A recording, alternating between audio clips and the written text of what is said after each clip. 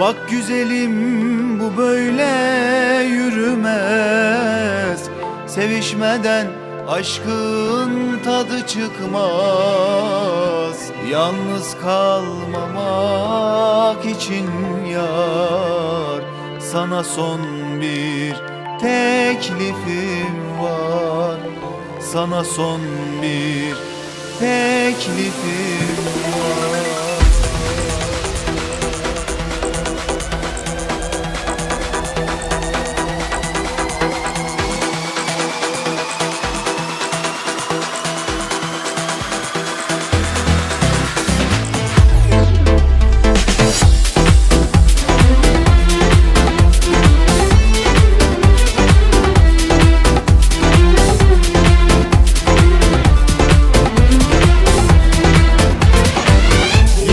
Başlayalım, bir daha ayrılmayalım. İstiyorsan ben buradayım, ama bu senin son şansın. Gel kopalım bu gece, sevişelim seninle delice.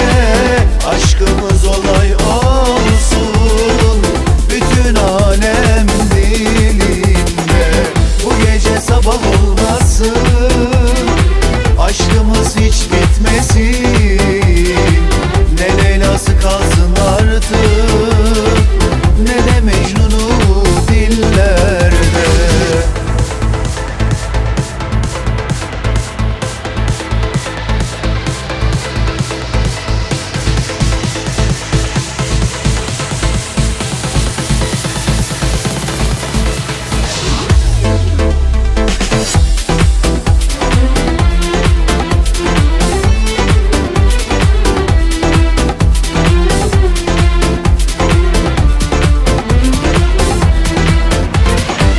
Yaşayalım geceyi bitmesin, anılar kalsın silinmesin.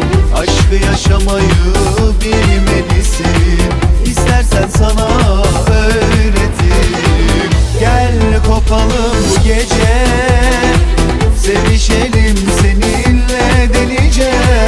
Aşkımız olay olsun, bütün alem dilinde. Bu gece sabah olmasın, aşkımız hiç bitmesin.